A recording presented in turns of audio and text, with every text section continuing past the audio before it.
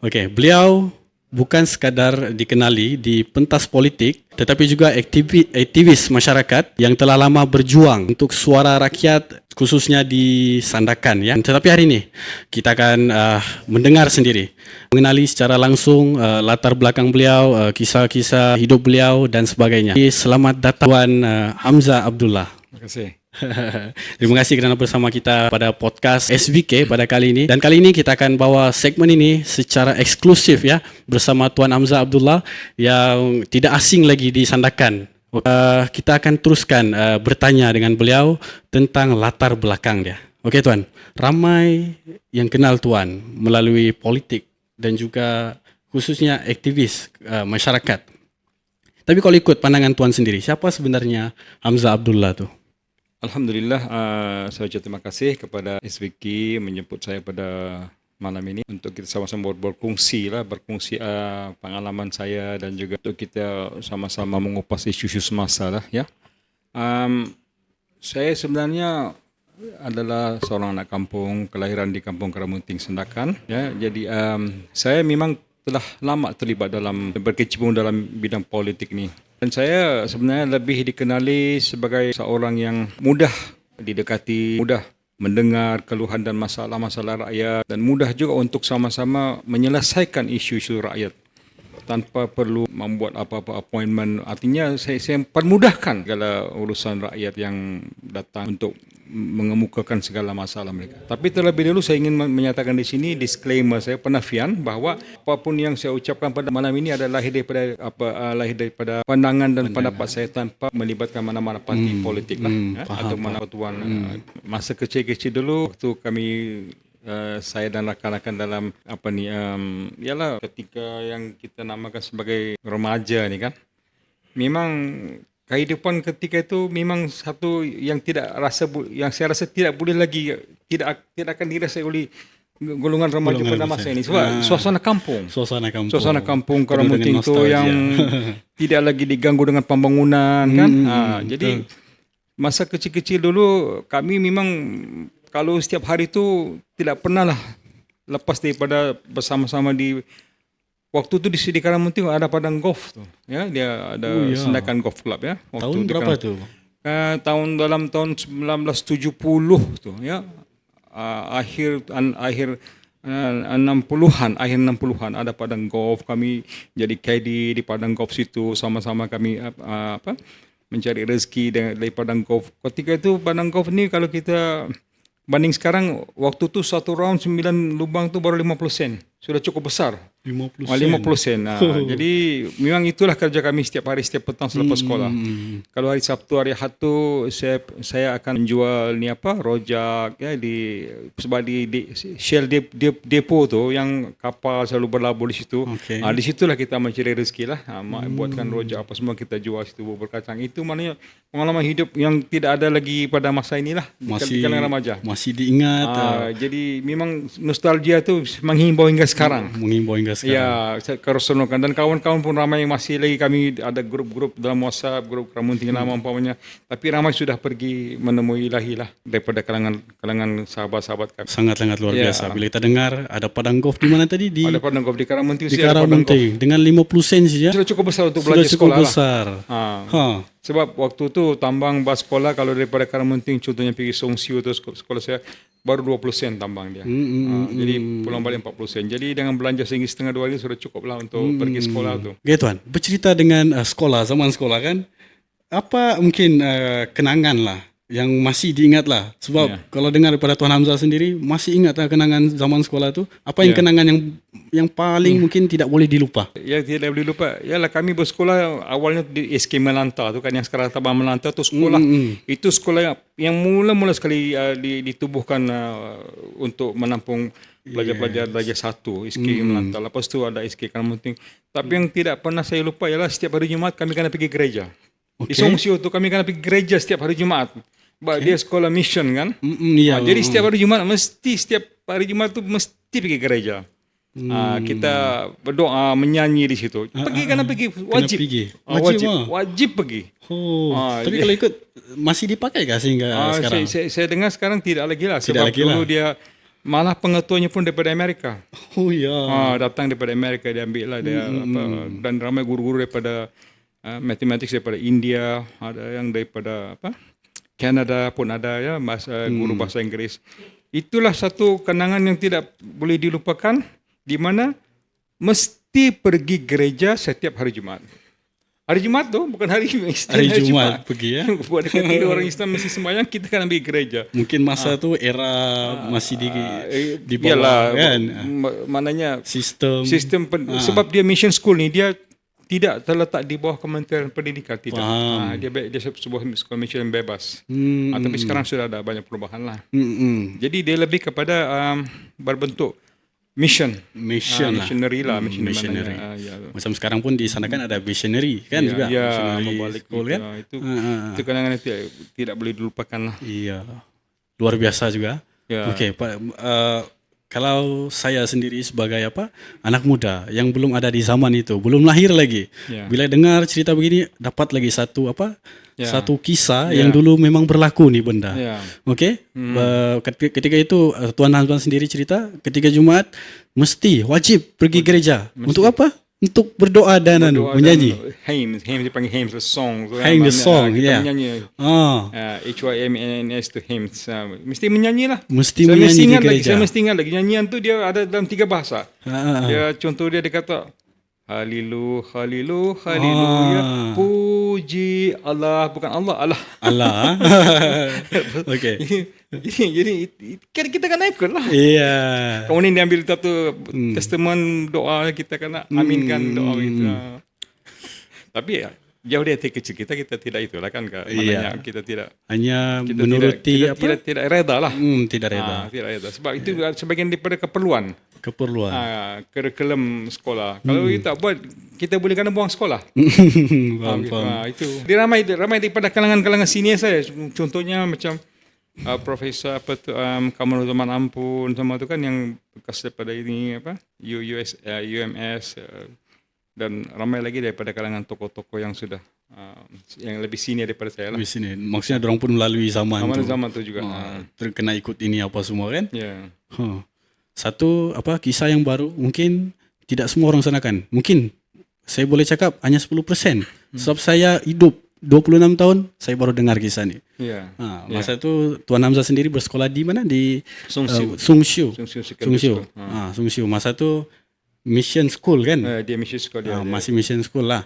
Jadi perlu ke gereja setiap Jumaat. Padahal kewajipan kita sebagai orang Muslim, kita akan pergi solat Jumaat di masjid. Itu berdasarkan kita punya dia keperluan keperluan. Kurikulum dia tu. Dan secara tidak langsung dia pun tidak reda atas itu, sebab dia mengikuti keperluan itu saja. Okey.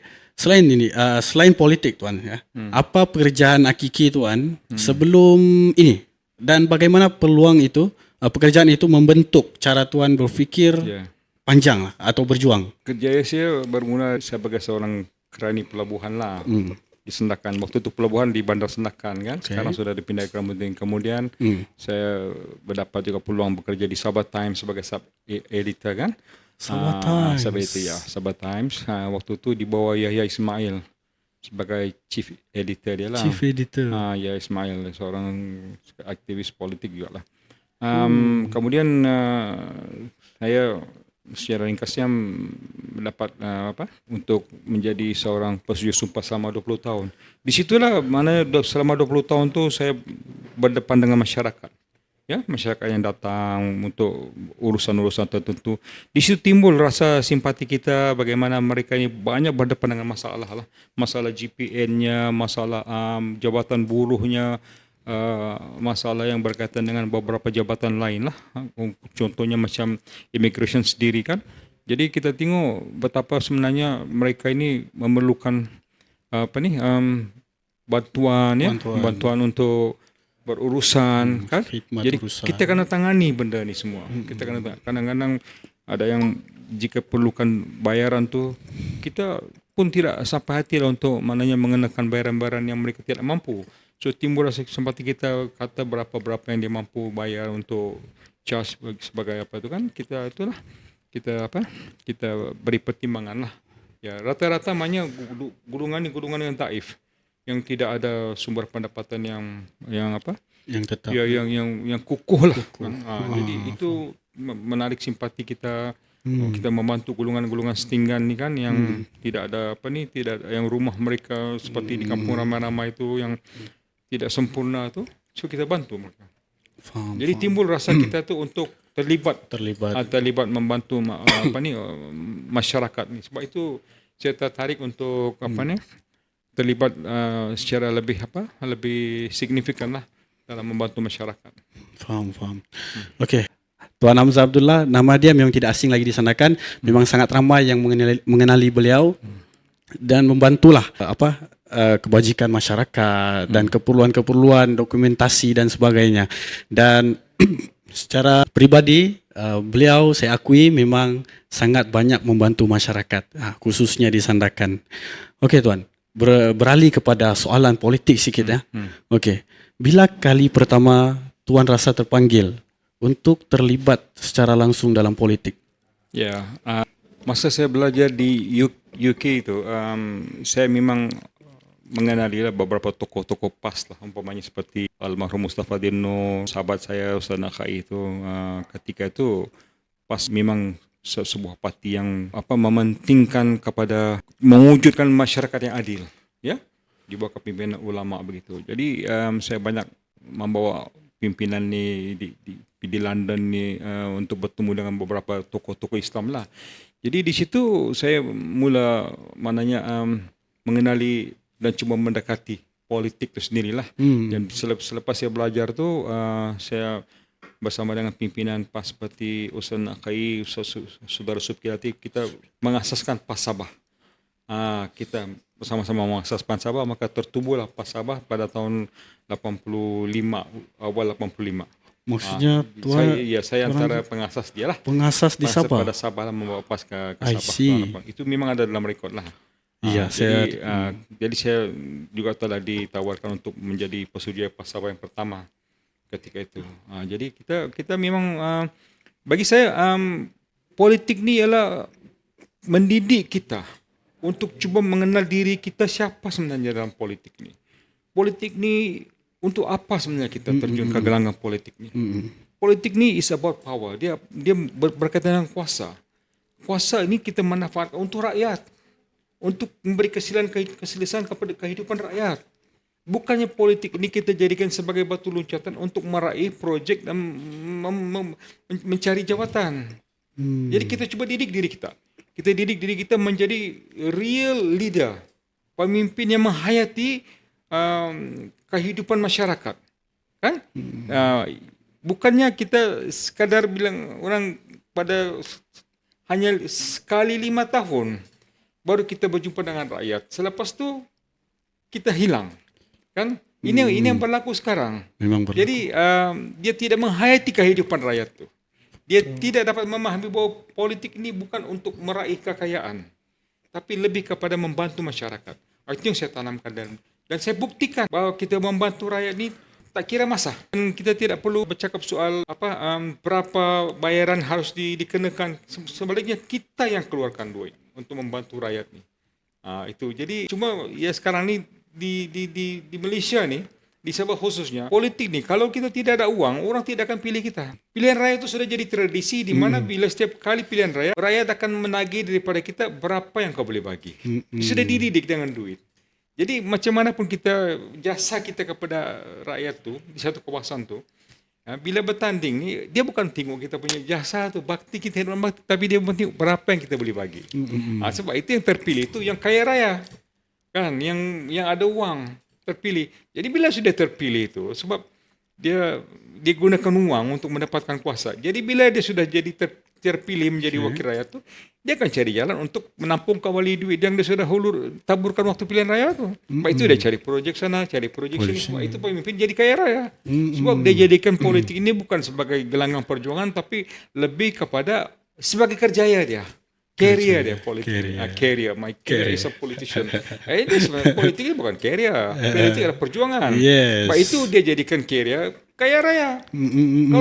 Kalau politik ni, kalau diletakkan tangga gaji seperti pegawai kerajaan lah, tidak ada orang masuk politik.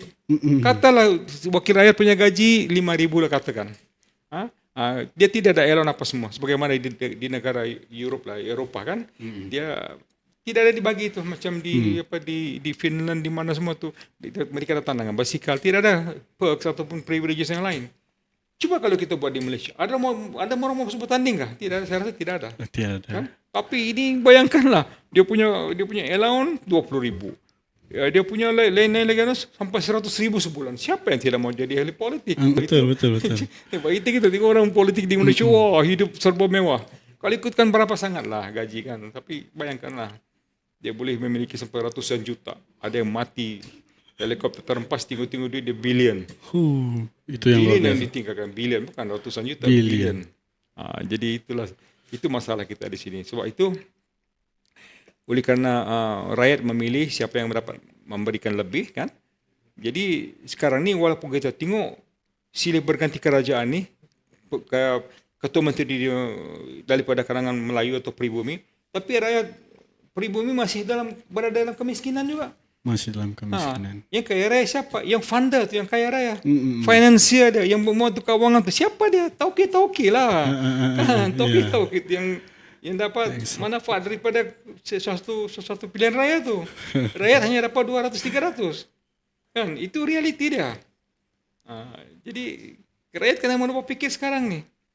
Tidak boleh lagi kita mengamalkan tradisi memilih pemimpin cara begini. Tidak boleh sudah. Kalau tidak, akhirnya selama-lamanya masyarakat Melayu pribumi ini hidup dalam keadaan setinggan. Suasana setinggan saja. Kan? Sebab yang finance-nya tauke. Yang bagi undinya bawahan. Bila mana tauke tu yang mendapat manfaat. Sebab dia yang bagi sumber keuangan kepada parti. Jadi balaslah balik budi dia kan. Itu yang, sebab itu kalau kita tengok kaya raya siapa? Kan yang memiliki gedung-gedung perniagaan besar siapa? Kan kita hanya sekadar dapat 200-300 lah. 200-300 tu lah. Senang cakap apa yang Tuan Hamzah nyatakan tadi adalah budaya wang dalam meraih. Budaya memilih pemimpin berdasarkan berapa dia boleh bagi. Berapa dia boleh bagi. Jadi dia akan jadi pertandingan duit. Yes. Parti A bagi 200, parti B bagi 300. Dia kata bagus lagi parti B. Sebab B bagi aku tinggi. Oh begitu Dan ada yang katakan, aku tak peduli. Siapa yang bagi duit, itu yang pundi. Dia pun sekali daripada parti lain. Dia tidak fikirkan masa depan dia. Kan? Itu sekarang ni kalau kita tengok, banyak ni yang masyarakat kita ni tinggal ni masih kekal dengan kampung yang bertaraf setinggan. Tidak ada geran kampung, tidak ada. Sementara yang daripada kumpulan lain ni, yang banyak duit ni, semua ada geran.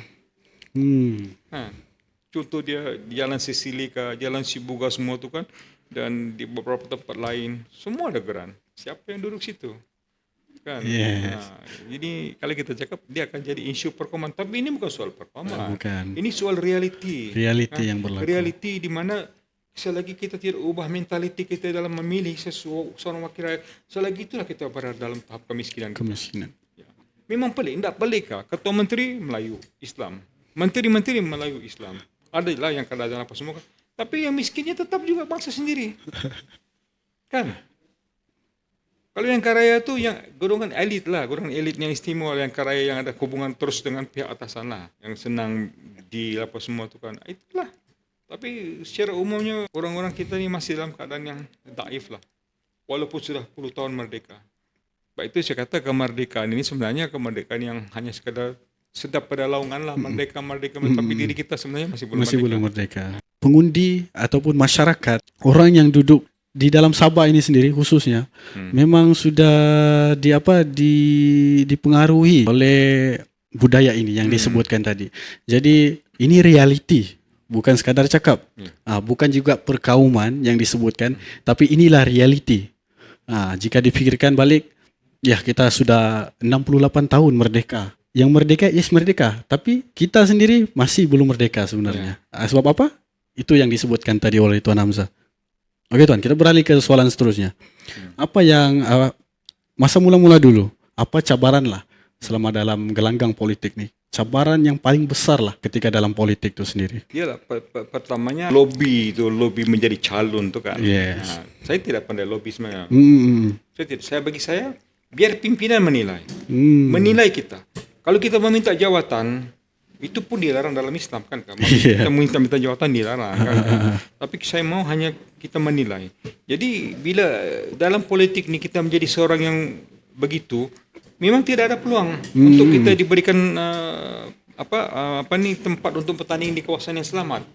Kan? Untuk kita memenangi sesuatu pilihan raya tu.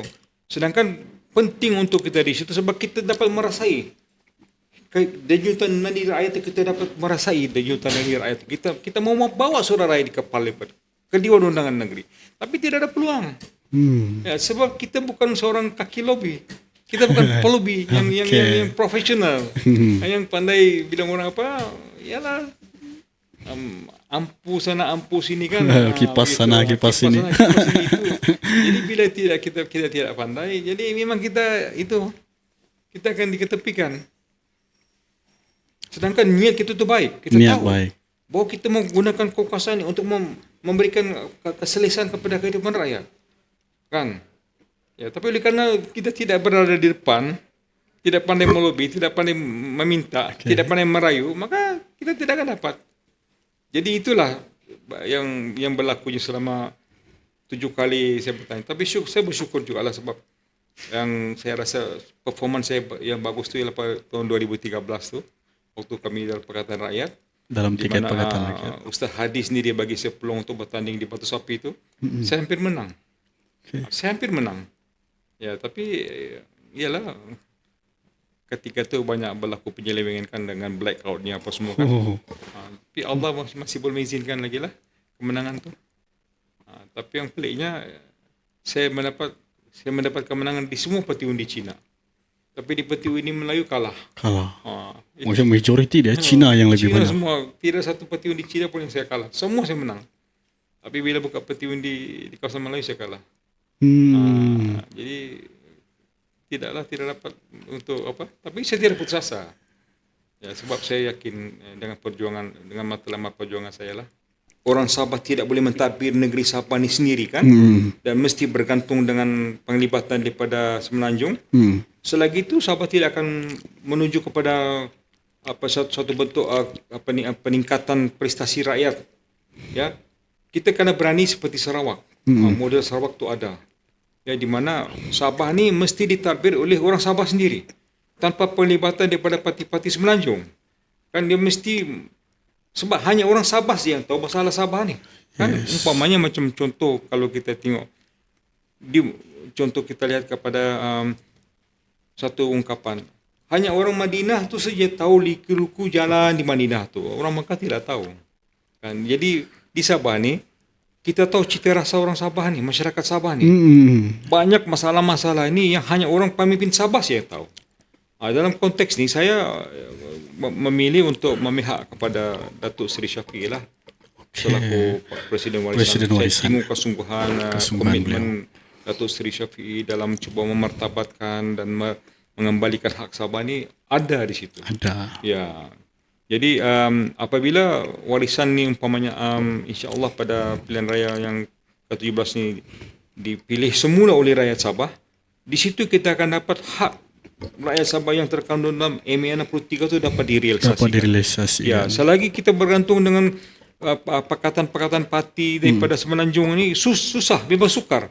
Dan kita sudah nampak sekarang bagaimana banyak pendedahan dalam media kan tentang irregularity ni yang tidak yang patut dibentras kan. Tetapi oleh kerana mereka bergantung kepada pimpinan di Putrajaya, maka semuanya ini akan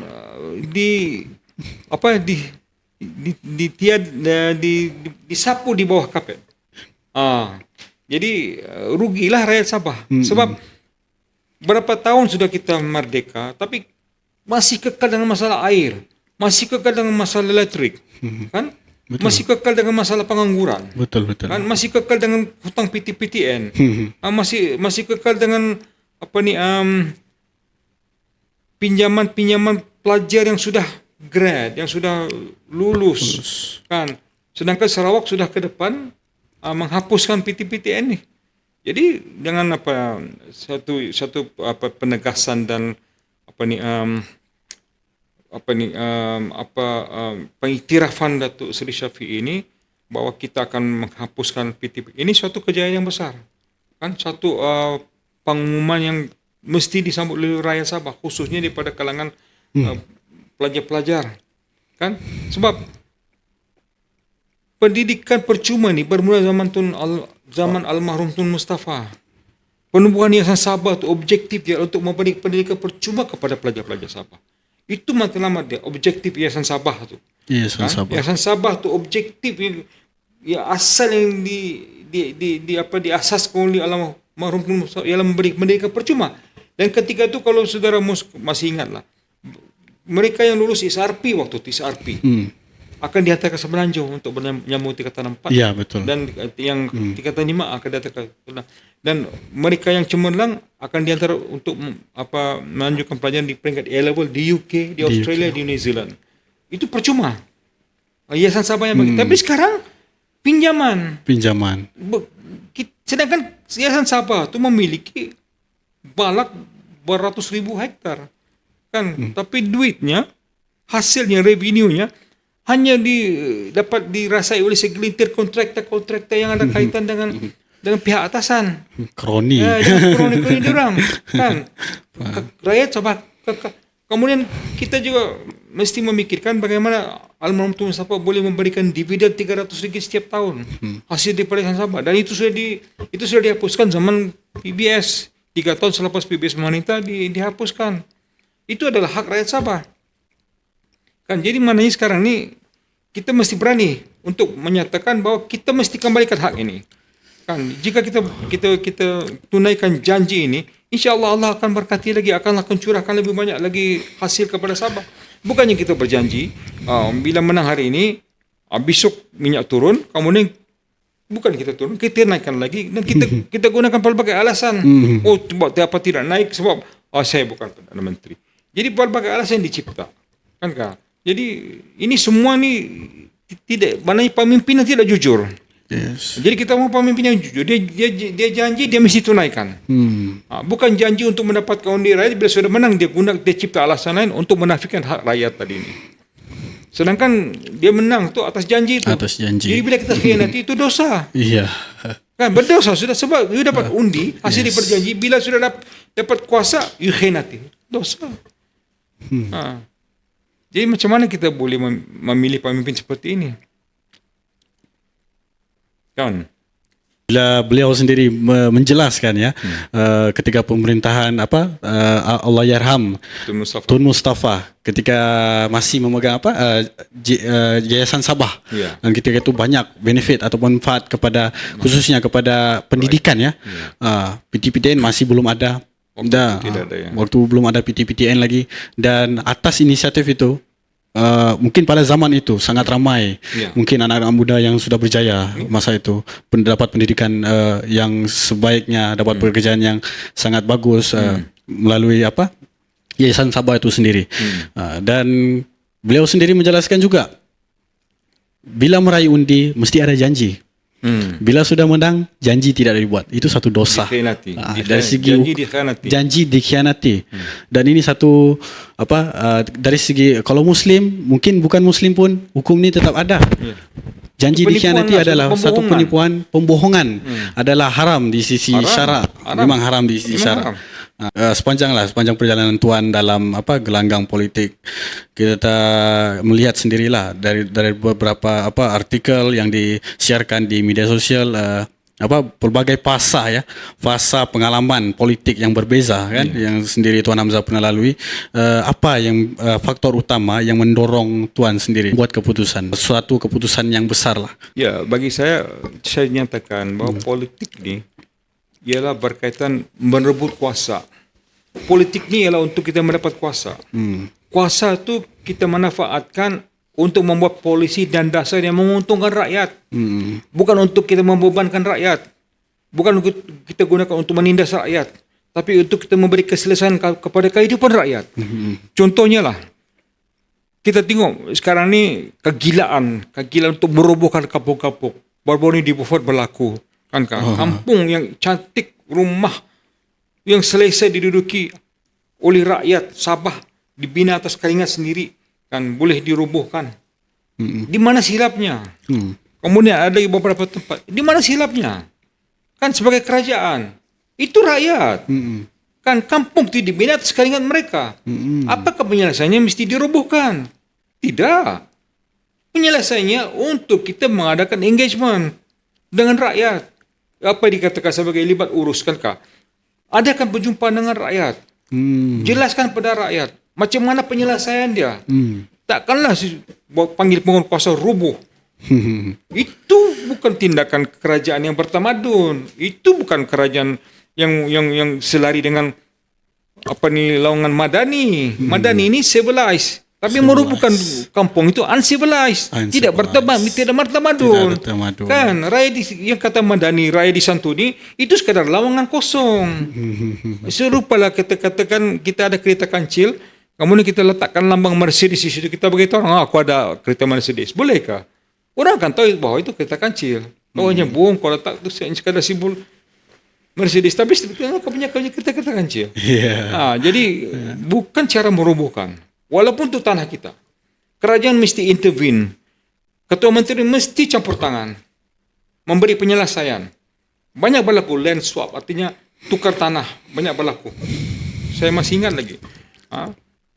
Boleh runding dengan masyarakat kampung, dengan mereka yang tidak memiliki tanah itu untuk tukar tanah tanpa melibatkan keputusan untuk merobohkan kampung. Kan? Jadi saya lihat itulah politik ni mesti ke arah itu. Dan masih banyak lagi sekarang kampung-kampung yang bertaraf setingkat. Masih banyak. Masih banyak. Kalau tidak ditangani oleh mereka yang menjadi wakil rakyat, kan? Mereka akan jadi mangsa. Kita kena insafi bahwa kita ni wakil rakyat, kita bukan wakil tauke. Kan kah? Waktu menang, waktu pilihan raya, kau rayu undi. Kamu jadi wakil rakyat, rakyat bagi kau ni. Sudah menang, kau jadi wakil tauke. Kamu memang pada tauke pula, iya rubuh. Kemudian kau bagi orang, kami tidak boleh bikin apa-apa ni, sebab ini memang tanah dia. Dia mau bikin, tak boleh, itu bukan cara begitu. Sebab kerajaan masih boleh menyelamatkan kampung setinggan ni. Kerajaan masih boleh menyelamatkan dengan cara berunding dengan pemilik tanah, bagaimana cara yang terbaik supaya masyarakat di situ tidak perlu dipindah dengan mengambil keputusan merobohkan kampung mereka. Banyak cara. Dia boleh gunakan akta pengambilan tanah, di mana kampung tu oleh kerana ada satu di mana keputusan yang melibatkan kepentingan rakyat boleh digunakan akta pengambilan tanah dan boleh bayar ganti rugi kepada pemilik tanah tanpa perlu merobohkan kampung-kampung tu, kan? Itu tugas wakil rakyat. Wakil rakyat karena buat apa dia panggil rakyat mesti buat satu tindakan yang ke depan untuk menyantuni mereka, mendengar masalah mereka. Yang kedua, yang jadi masalah sekarang ni, kau sudah nampak di situ ada kampung, ada rumah, kan? Itu tanah-tanah kerajaan. Nampak ada kampung situ. Jadi yang bikin mesyuarat LUC untuk luluskan permohonan syarikat, apa hal? Kau sudah nampak ada kampung situ, kan? Yang kau bikin luluskan kenapa? Oh, dia belum, itu tanah kosong. Oh, itu bukan tanah kosong, itu tanah sudah ada kampung situ. Yang kau bikin luluskan kenapa? Kan kah? Jadi sepatutnya kau bikin jumpa orang kampung, kau didik dorang. Okey, sekarang ini tanah kerajaan, belum ada lagi pemiliknya. Jadi macam mana kalau kamu yang memohon supaya dijadikan kampung tradisi, kan kah? Bukannya oleh kerana kau gunakan, yelah ini tanah belum bergerak ni tanah ini, kau luluskan pada syarikat. Kau mengiyakan lagi. Berapa syarikat bagi kau? Jangan bohong lah, mesti ada. Mesti kau ada dapat, kan kah? Berapa banyak yang communal title ni, geran kelompok ni, berapa banyak jatuh ke tangan syarikat Semenanjung. Dibodoh-bodohkan orang kampung. Sign agreement. Ini berlaku. Sign agreement, tauke itu jadikan geran kelompok tu syarikat. Orang kampung sign dapat RM300. Ini saya sendiri tahu RM300 dia dapat. Lepas tu dia hanya dapat hasil selepas 3 tahun sawit tumbuh, baru dia dapat manfaat dia. Tapi geran komunal tu sudah diikat dengan perjanjian 30 tahun. Ini penipuan. Satu penipuan. Kan? Satu penipuan. Jadi banyaklah Kita tidak malukah? Kita kata kita wakil rakyat pemimpin. Kankah? Itu bukan tahap pemimpin. Pemimpin is a leader. Leader who lead by example. Leader yang memimpin melalui contoh yang terbaik. Contoh yang terbaik. Contoh yang terbaik ialah kau santuni rakyat. Bukannya kau bohongi rakyat. Itu. Jadi yang berlaku sekarang itu. Oh, itulah pendedahan daripada Tuan Hamzah sendiri. Bukan ada keputusan apa yang istilah saya kata itu proaktif. Proaktif. Pemimpin mesti proaktif. Dia proaktif, dia ke depan. Dia mesti ke depan. Mesti ke depan. Dia mesti melihat ke depan. Ini rakyat, dia yang telah memilih aku. Dia telah meletakkan aku di dukun. Aku sekarang mau balas budi dorang. Kan? Bukannya aku abaikan dorang. Itulah pendedahan daripada Tuan Hamzah sendiri berkenaan apa tadi, membuat satu keputusan tu jangan merugikan rakyat. Iya, merugikan jangan menindas rakyat. Jangan kau bohongi rakyat. Jangan bohongi rakyat. Saya sebagai rakyat dan jangan aniaya rakyat. Jangan zalimi rakyat. Jangan kau biarkan rumah mereka diroboh. Yes. Kau bawa traktor, kau bawa penguat kuasa, kau bawa segala macam agensi, roboh rumah. Zalim. Itu zalim. Saya lawan. Masa saya mula-mula terlibat dalam politik ni, kampung ramai-ramai itu dirobohkan tu kampung boleh ni orang ramai, kampung ramai-ramai dia akan bagi komen nanti. Saya lawan. Kampung ramai roboh, MPS tidak boleh roboh. Tapi malangnya waktu saya pergi KK balik pukul 4 pagi saya terima telefon kampung tu terbakar. Saya kata terbakar atau dibakar? Dia ada dua saja, terbakar atau dibakar. Itu dia dua kan. Kadang-kadang cara mudah dia dibakar supaya tidak perlu lagi bayar pampasan. Kan, jadi habislah kampung ramai-ramai itu. Jadi banyak keadaan dia akan jadi begitu. Kesian kan? Kesianlah. Rakyat mengundi kerajaan, tiba-tiba jadi begitu pula keadaan dia. Bukan pula dibalas. Orang kata apa? Dia bagi susu, kau balas pula dengan tuba. Jadi memang kesianlah kan. Itu. Dalam politik juga perlulah dikombinasikan dengan rasa simpati dengan rakyat, rasa ihsan kita, betul, kan? Belas kasihan kita, kan? Saya amat tertarik dengan Tuan Hamzah sendiri katakan tadi rumah setinggan. Okey, bila ada arahan untuk dirobohkan dan sebagainya, tindakan pemimpin atau wakil rakyat yang berada di kawasan tersebut sepatutnya mencari satu jalan. Penyelesaian dan membantu mereka. Bukan berdasarkan bukannya kita mengambil satu sikap. Yes. Itu sudah jadi milik syarikat. Kita tidak boleh bikin apa-apa. Bukan itu. Kau kerajaan, kau ada kuasa. Ya, ada kuasa.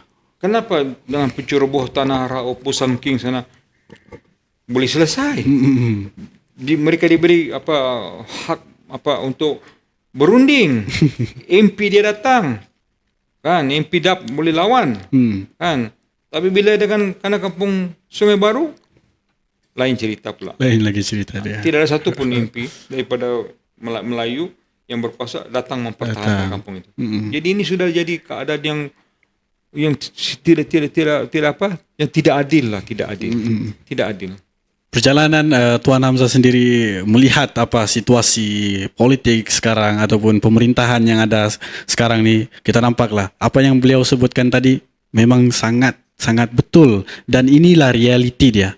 Realiti yang berlaku silih berganti kerajaan dan pemerintahan itu sendiri, dan saya sebagai rakyat sendiri, rakyat yang ingin memilih pemerintahan yang bagus, rasa keadaan ini.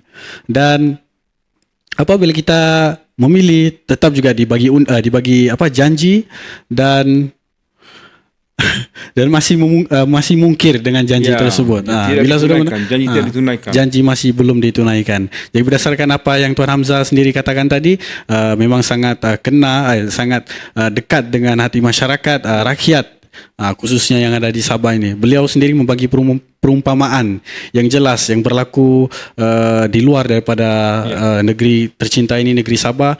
Melihat sendiri apa yang berlaku di Raub Pahang dan beberapa insiden baru-baru ni kan yang berlaku. yes, ya itu saya pun ada yang sendiri. baru tu kan. Beliau bagi perumpamaan yang sebegitu untuk rakyat mudah faham sebenarnya. Pemerintahan sepatutnya boleh mencari penyelesaian. Kita boleh buat. Boleh buat. Kita kan senang sekarang ni. Orang kata maklumat tu di depan mata kita Yes, ujung jari. Di ujung jari. Kita tengoklah bagaimana sebuah negara yang miskin lah, Burkina Faso tu kan, yang dipimpin oleh Ibrahim Traoré tu kan. Dia bukan sebuah negara kaya, tapi Ibrahim Traoré itu presiden Burkina Faso. Dia boleh umumkan pendidikan percuma kepada pelajar-pelajar di Burkina Faso. Kesihatan percuma kepada rakyatnya. Dia boleh bikin sebab dia seorang pemimpin yang committed. Dia faham Islam. Dia tahu bahawa kepimpinan ini bukan satu privilege, bukan satu kemewahan, tapi adalah lebih kepada responsibility. Kepimpinan ini adalah pertanggungjawaban kita. Bukan sekadar kepada masyarakat, tapi kepada Allah. Di hadapan Allah kita akan ditanya. Kan? Jadi kalau itu yang kita dapat tanam di hati kita, bahwa kepimpinan ini akan dipersoalkan, kita akan merasa takut dengan sikap kita yang suka berdalih ni. Kan? Jadi kita ambil contoh terbaik ni. Kita tengok bagaimana dia boleh bikin. Kan? Kita tengok bagaimana Presiden Iran Ahmadinejad selepas dia tinggalkan pejabat, tidak lagi menjadi presiden, dia hanya beberapa ringgit dalam akaun dia. Dan kereta dia kereta buruk, kereta Peugeot. Kereta buruk yang ada pada dia. Dia tidak kumpul harta. Ini kita ambil contoh-contoh yang terbaik lah daripada pemimpin-pemimpin yang berjuang untuk rakyat. Kan? Tapi di Malaysia tengoklah pemimpin macam mana. Harta ratusan juta, kroni tapi kiri kanan keliling pinggang kan Kak? Jadi, tapi kita kata, kita sebuah negara madani. Itu sekadar laungan. Retorik lah. Semakin seronok saya mendengar pendadahan sendiri daripada Tuan Hamzah yang saya cakap sangat veteran dan tokoh, boleh kita katakan tokoh politik ya. Tokoh politik yang melihat sendiri perjalanan politik itu di Sabah dan di luar daripada Sabah pun beliau sendiri mengkaji macam mana kestabilan politik itu, terutamanya daripada pemerintahan lah, pemerintahan yang tidak adil, yang mementingkan saya boleh simpulkan yang mementingkan poket sendiri dan menjaga kepentingan kroni. Jadi okey Tuan, kita sudah panjang bercakap tentang politik tadi. Okey, pandangan Tuan pula tentang isu rakyat ya. Apa perkara yang Tuan rasa masih belum diselesaikan? Selama ini kononnya masih diperjuangkan lah. Mungkin Tuan boleh. Ya, kalau kita bercakap, kalau kita pembangkang, kita guna istilah berjuang. Kita perjuangkan. Kalau kita pembangkang. Tapi kalau kita dalam kerajaan, itu bukan lagi, kita tidak boleh gunakan istilah perjuangan, kita gunakan istilah implementation. Perlaksanaan, kita laksanakan. Itu waktu kita kempen, kita janji, kita kena catatkan janji kita. Okey, pertama, PTPTN kita hapuskan janji itu. Kita tulis dalam tu, nota-nota. Kedua, kita akan kembalikan hak rakyat Sabah dalam MA 63. Yang ketiga, kita akan berikan geran hak milik kampung.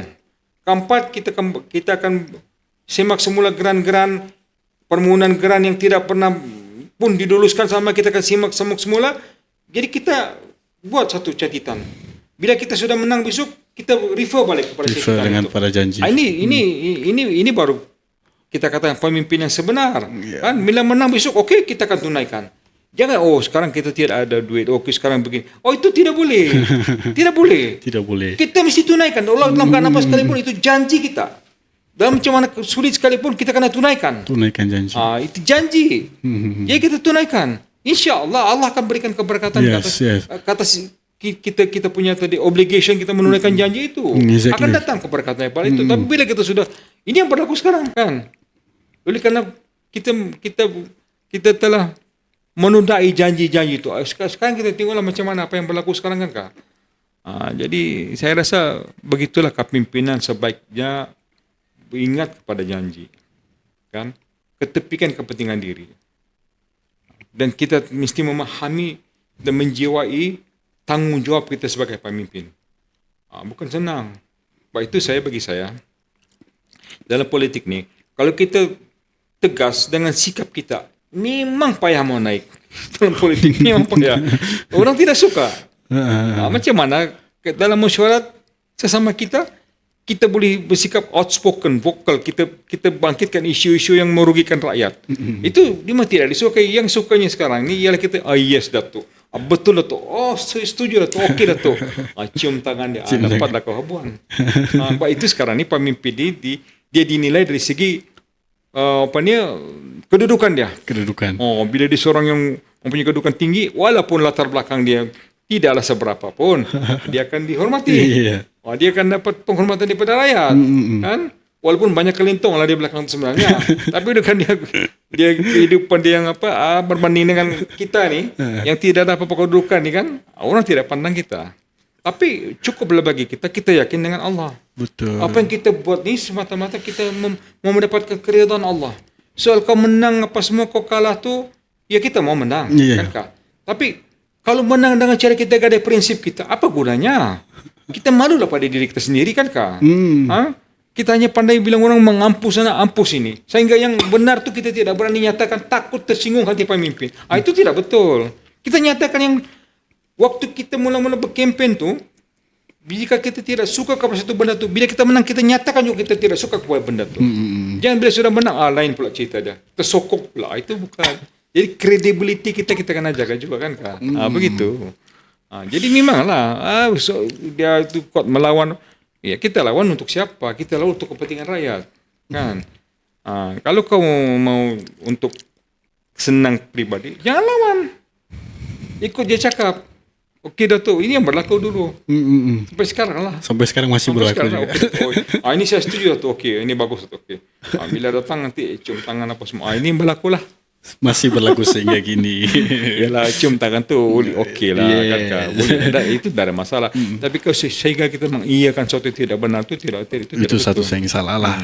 Dari berapa tahun yang lalu saya masih ingat kata-kata beliau, politik bukan kerjaya tapi dialah adalah perjuangan. Jadi itu sangat menyentuh hati saya, dan beliau sendiri lagi tadi menjelaskan mengiyakan pada benda yang salah, satu benda yang sangat-sangat tidak baik jika dia berlaku sehingga kini. Jadi terima kasih kepada penjelasan dia, dan kita akan beralih kepada isu anak muda pula, Tuan. Kalau kita bercakap tentang anak muda kan, Tuan, bagaimana Tuan melihat sendiri keadaan mereka sekarang dari segi pendidikan, peluang pekerjaan dan kepimpinan dalam politika ataupun apa juga bidang lah sekali. Ialah kehidupan kita ni memang sentiasa terdedah kepada pergolakan politik. Kita punya kehidupan ni. Jadi kita tidak boleh kesampingkan politik ni. Anak-anak muda kena ada kesedaran politik. Kena ada. Sebab pembuat dasar ni adalah orang politik. Orang politik. Jadi jika mereka terlibat sama, kan, mereka boleh memikirkan apa yang baik untuk anak-anak muda sekarang. Kalau kita tengok sekarang di kampung-kampung ni, anak-anak muda kita banyak terlibat dengan gejala-gejala sosial. Kita pergilah ke mana-mana tempat pun. Betul. Kan? Penyelesaian dia ialah dadah. Pengambilan dadah, rokok, seumpamanya kan. Jadi saya tengok jika kerajaan ni memang suatu kerajaan yang bilang orang prihatin kepada nasib anak muda ni, boleh buat banyak pusat-pusat latihan untuk mewujudkan kemahiran di kalangan para pelajar lah. Sebab kita negeri kita ni banyak sumberkan. Jadi boleh kita engagekan mereka supaya banyak masa terlibat dalam latihan kemahiran yang boleh memberikan mereka satu kehidupan yang berdikari. Contohnya macam Tibet tu baguslah kan. Yes. Jadi kita perlu perluaskan lagi di Sabah ni supaya anak-anak muda terlibat, dan kita mesti memikirkan bahawa mereka juga mesti diberikan allowance apa-apanya kan, Kak. Berapa sangatlah kan, Kak, untuk mereka menikmati sama kekayaan di bumi Sabah ni. Berikan allowance kepada anak-anak muda kan, dan berikan peluang pekerjaan selepas mereka habis daripada latihan tu. Dan banyak peluang-peluang yang lain lagi, umpamanya menjadi nelayan laut dalam apa semuanya, itulah yang kita boleh berikan mereka peruntukan kan. Dan peluang perniagaan yang lain lah yang kerajaan mesti fikirkan. Yes. Di samping of course kita berikan dorang macam allocation untuk sukan kan, supaya mereka boleh melupakan benda-benda yang merugikan kehidupan mereka lah. Ya. Okey, Tuan Sri mendedahkan penglibatan anak muda. Anak muda sekarang lebih kebanyakannya, bukan Ya, kebanyakan. kebanyakannya memang cenderung kepada sosial, aktiviti sosial, pengambilan dadah dan sebagainya. Ini satu keadaan yang tidak baik dan ya sepatutnya penglibatan anak muda kepada kepimpinan dan untuk generasi yang akan datang memang sangat penting, terutama mungkin di politik. Ya. Perlu ada anak muda juga ya, Ya, Tuan, untuk memimpin. Perlu digalakkan juga anak muda untuk belajar memimpin dalam dunia politik. Kalau tidak sekarang mungkin bila lagi. Ya. Tidak bila lagi kan. Okey, Tuan. Kita beralih kepada soalan pada pribadi, mungkin pribadi sikit, dan mungkin juga akan memberi inspirasi kepada penonton kita. Tuan, bila Tuan berhadapan cabaran besar, bagaimana Tuan biasa kuatkan semangat tersebut? Yalah, cabaran duga ni memang sebagian daripada bilang orang apa? Asam garam kehidupan kita lah kan. Yang orang sedangkan dia lagi tergigit kan. Jadi apa sangat dengan kehidupan yang kita lalui ini, memang sentiasa kita akan berhadapan dengan masalah. Tapi pertamanya penyelesaian kita ialah jika kita berhadapan masalah, kita kembalikan kepada Allah. Kan kita kembalikan kepada Allah. Masalah. Banyakkan istighfar, banyakkan kita melakukan solat-solat sunat, banyakkan kita melakukan membuka Al-Quran, membaca Al-Quran dan seumpamanya lah. Itu antara penyelesaian yang memang ulama-ulama kita telah berikan kepada kita lah. Kan? Kalau ujian-ujian besar ni memang ialah banyaklah dalam kehidupan ni. Tapi alhamdulillah hingga setakat ini saya mampu hadapilah. Kan tapi memang penyelesaian dia itulah. Kan? Kita kena kembalikan kepada Allah. Penyelesaian dia itu je. Itu adalah menenangkan hati kita. Kalau ikutkan kecewa ni banyak perkara yang kita boleh kecewa. Sebab dalam parti ni pun bukan semua orang sahabat seperti yang kita boleh kerana menyokong kita. Untuk lebih jelasnya lagi, dalam parti sendiri pun berjatuhkan itu perkara biasa. Ini perkara biasa. Di kalangan sesama kita sendiri pun. Itu. Dia bukan secara tertutup, tapi dia secara terang-terangan. Kita masih boleh nampak. Jadi yang kita fikir, yang kita akan terus bilang orang ada smooth sailing dalam perjuangan ini, tidak. Jatuh menjatuhkan itu perkara biasa. Dan Tuan pun mungkin sudah lalui banyak perkara. 7 kali bertanding, bukan satu angka yang 7 kali 35 tahun. 35 tahun dalam gelanggang politik. 7 kali bertanding, dan saya berterusan hingga ke saat ini, alhamdulillah. Hingga ke saat ini. Saya tidak pernah lari daripada terus berdepan dengan masyarakat. Dan saya tidak pernah jemu pun, tidak pernah merasa bila orang kesal, macam membosankan, tidak. Sebab saya yakin kalau kita mampu mempermudah dan meringankan masalah ataupun kesempitan sesama kita ni, Allah juga akan ringankan kesempitan kita nanti. Allah akan mempermudahkan juga urusan kita. Itu saja kita pegangan prinsip kita. Permudahkan urusan orang, Allah permudahkan urusan kita. Kan kita bantu orang, Allah akan bantu kita. Kalau zalimi orang Allah akan jadikan orang lain untuk zalimi kita. Jadi tidak rugi kita buat kebaikan, tapi yang rugi jika kita buat kejahatan. Mungkin berkali lipat dia punya balasan. Jadi sentiasalah kita berpegang kepada falsafah kehidupan seperti itu. Jadi kita tidak akan rugi, kan? Itulah. Jadi itu pesan saya supaya kita sama-sama berterusan dengan kebaikan ni. Kita tidak akan rugi. Biarlah orang buat khianat pada kita, kan? Tapi kita maafkan. Kita maafkan. Dalam hati kita, ya Allah, aku maafkan. Ada orang hutang dengan kita, memang adalah. Dalam kesepitan, kita bagi dia hutang. Kenapa? Sebab kita yakin. Kan, jika kita memudahkan, kalau dia tidak bayar hutang tu, ya Allah, aku halalkanlah dunia akhirat. Memang ada juga.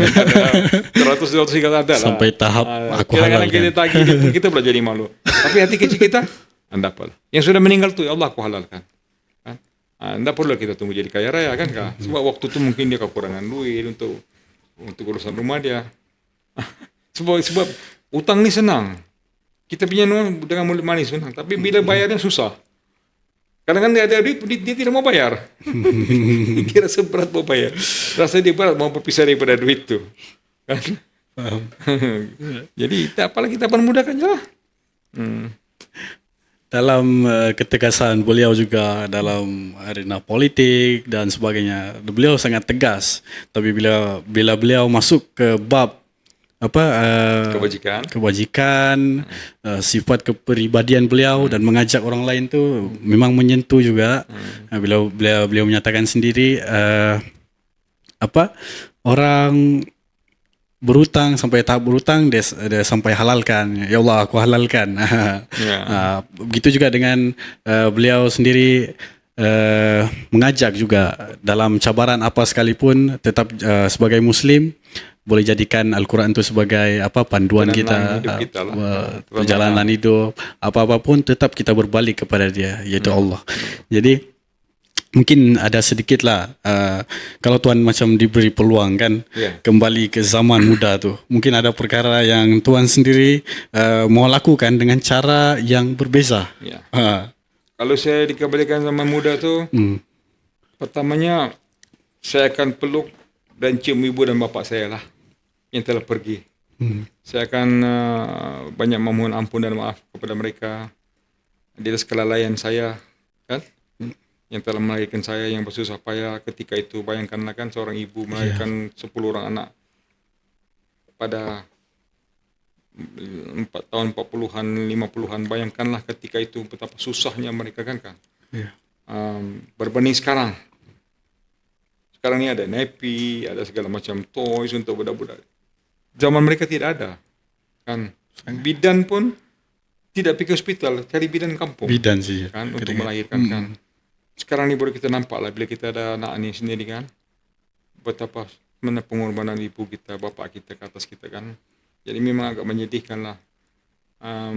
Terbayang kita bagaimana layanan kita kepada mereka tidak seberapa lah kan. Jadi kalau saya ingin dikembalikan, itulah yang saya akan lakukan kepada kedua ibu bapa saya yang telah membesarkan saya, melahirkan saya.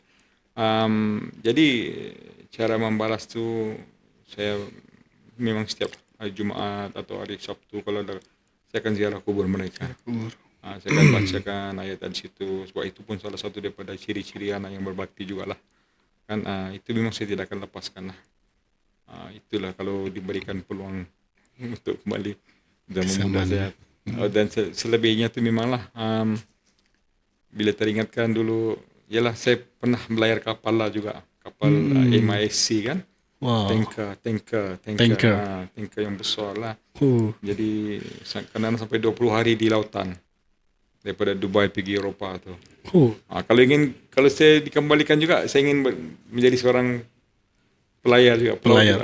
Boleh dipanggil pilot ya? Bukan saya pelayar. Sekadar klasi lah. Klasi ya. Pilot tu anak saya lah. Okey. Ini adalah satu sentuhan bagi mereka yang sudah tidak mempunyai ibu bapa yang sudah meninggal dunia.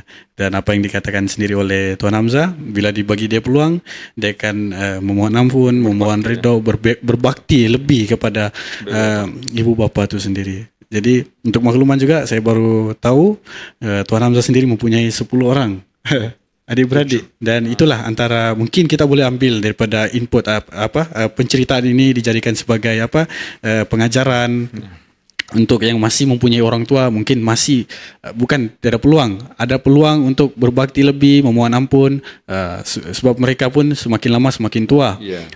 Dan mungkin kita tidak tahu siapa yang akan dipanggil dulu.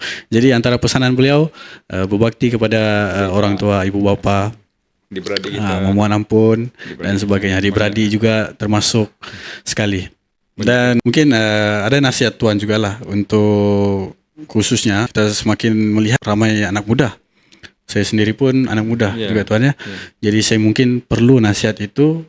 Mungkin anak muda yang Tuan sendiri katakan cenderung kepada sosial, aktiviti-aktiviti sosial ya, yang mungkin tidak berlaku, mungkin kuranglah pada zaman dulu, zaman-zaman yang dululah. Dan sekarang ni ada gadget, semuanya di luar daripada jangkaan kita, ada AI, semuanya berada di ujung jari. Mungkin ada nasihat Tuan lah untuk khususnya lah kepada golongan-golongan muda. Yalah, bagi golongan muda yang masih ada ibu bapa ni, nasihat saya, kita hayatilah kita hargai mereka, kan, satu di mereka, banyakkan masa untuk mereka, insyaallah hidup kita akan berkat, kan, senangkan hati mereka, kan.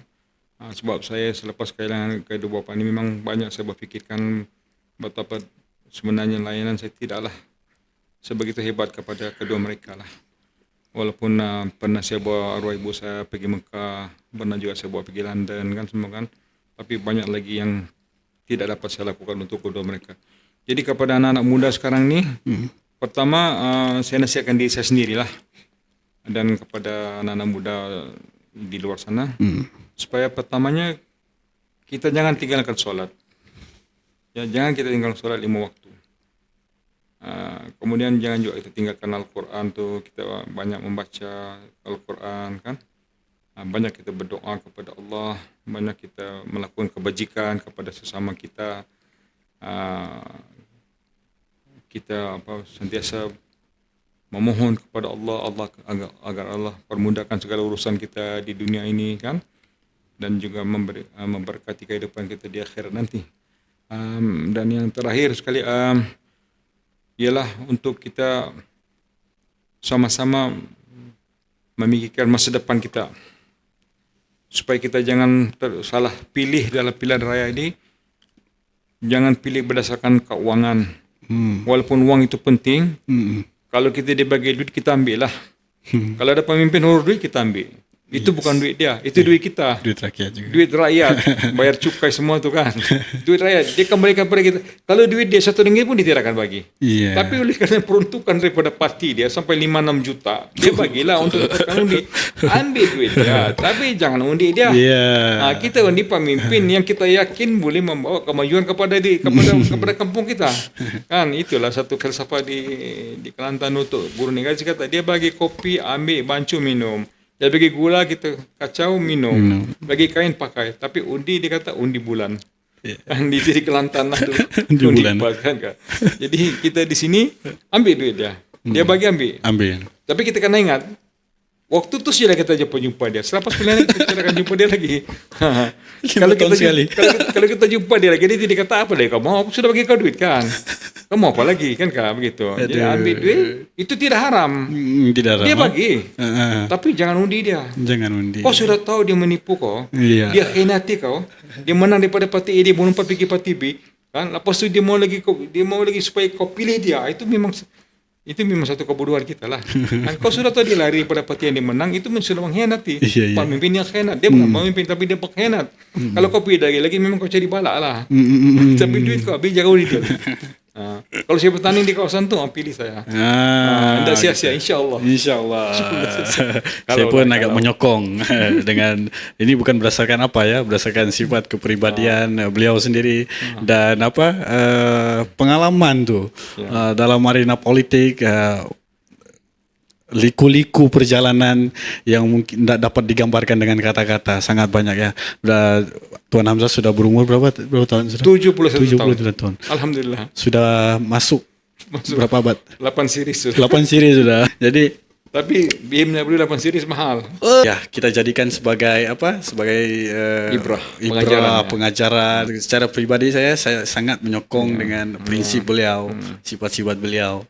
Dan jika ditakdirkan menjadi wakil rakyat pada kali ini, beri saya peluang. Beri saya peluang masuk Dewan Rakyat atau Dewan Undang-Undang Negeri. Beri saya peluang. Tolong berikan. Saya mohonlah, insyaAllah. Saya mohon kepada Allah juga. Ya Allah, itu kau permudahkanlah, ya Allah. Jelas. Kau tunaikan hajatku, ya Allah. Untuk menjadi seorang wakil rakyat di Dewan Undang-Undang Negeri atau di Parlimen. InsyaAllah kita akan tengok nanti macam mana. Jelas ketegasan beliau dalam meraih sokongan tu, bukan undi ya, meraih sokongan daripada semua. Jelas beliau sudah bertanding 7 kali. 7 kali bertanding. Tidak pernah putus asa jauh sekali daripada keluar daripada dalam mulut dia. Jadi adakah itu sudah cukup untuk membuktikan beliau adalah memperjuangkan, bukan memperjuangkan kerjaya dia. Jadi itu antara message yang jelas disampaikan tadi, sangat-sangat banyak memberi pelajaran ibrah kepada pendengar kita. Jadi tuan, sebelum kita menutupi tirai podcast kita pada malam ini kan, kalau ada satu message utama kan yang boleh Tuan mau sampaikan kepada rakyat melalui podcast inilah, menyeluruh lah, tidak kira siapapun, apakah message yang Tuan boleh sampaikan untuk sesi terakhir kita? Ya, kita sekarang ni berada di ambang pilihan raya negeri. Pilihan raya ini ialah untuk kita meletakkan satu-satu kerajaan mentadbir negeri Sabah. Jadi mesej saya ialah kita gunakan undi kita dengan sebaiknya untuk memilih mereka yang mempunyai track record yang baik, yang kita boleh yakini boleh memimpin kita di Sabah ini. Yes. Supaya kita tidak lagi merasa sia-sia dengan undi tersebut. Pilihlah pemimpin dan kerajaan yang kita yakini boleh membawa Sabah dan diri kita sendiri ke arah kemajuan. Sekian. Assalamualaikum. Terima kasih. Message yang sangat-sangat jelas ya. Jadi terima kasih kepada semua penonton kita, pendengar kita yang mengikuti kita dalam episod kali ini, dan terima kasih juga kepada atas kesudian ya Tuan Hamzah Abdullah sebagai panel kita pada sesi kali ini. Dan secara tidak langsung saya juga kru saya yang berada di belakang tabir ini mendapat manfaat daripada pengisian yang beliau jelaskan sebentar tadi. Jadi terima kasih, dan mungkin ini bukan kali yang terakhir kita akan bersama, dan kali ini mungkin lebih banyak isu yang kita akan kupaskan, terutamanya khususnya di Sandakan lah, mungkin dari segi pembangunan, kebajikan, apa yang perlu difokuskan menjelang pilihan raya nanti. Dan saya doakan juga kepada Tuan Hamzah, semoga memperoleh sokongan daripada anda semua yang menonton kita, khususnya Sandakan, untuk beliau dipilih lagi di hati masyarakat di Sandakan ni. Jadi itu saja daripada saya Musfardil, dan kita akan berjumpa lagi pada episod akan datang. Assalamualaikum warahmatullahi wabarakatuh.